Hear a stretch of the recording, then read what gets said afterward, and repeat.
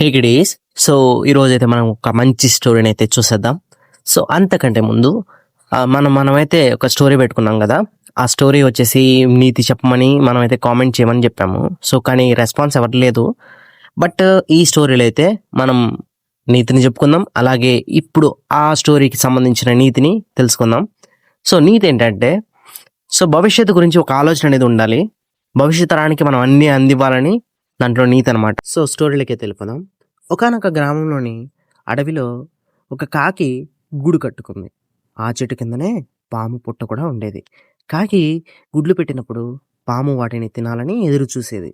ఒకరోజు కాకి ఆహారం కోసం వెళ్ళగా పాము ఆ 3 గుడ్లను మింగేసి తేలికగా తన పుట్టలోకి వెళ్ళిపోయింది.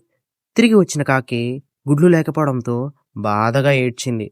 కాకి బాధపడుతూ ఉండగా అటుగా వెళ్తున్న కోయిల అది చూసి ఏం జరిగింది అని అడిగింది.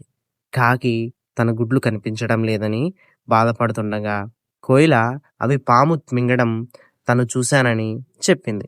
దాంతో కాకికి పాముపై కోపం వచ్చింది. ఆ పాముకి గుణపాఠం చెప్పాలనుకుంది.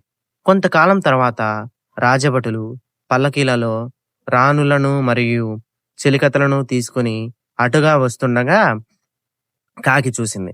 వాళ్ళు నదిలో స్నానం చేయడానికి వెళ్ళగా కాకి వారి బంగారు నగలను ఒక దానిలోని నోట కరుచుకొని రాజభటులు వెంబడిస్తుండగా పాము పుట్టలో వేసింది. ఆ నగ కోసం రాజభటులు పాము పుట్టను తవ్వగా పాము బయటకొచ్చింది. వాళ్ళ చేతిలో పాము చనిపోయింది. కాకికి మనశ్శాంతి లభించింది. ఈ కథలోని నీతి ఏంటంటే, సమస్య వచ్చినప్పుడు సమన్వయంగా ఓపికతో మన సమస్యను పరిష్కరించుకోవాలి. అలా అని ధీలా పడిపోకూడదు. ఓకేనా? సో ఇది ఇవాల్టి వీడియో గాయ్స్. నెక్స్ట్ టైం మరింత మంచి స్టోరీతో అయితే మీ ముందుకైతే వస్తాను. బాయ్ కిడీస్.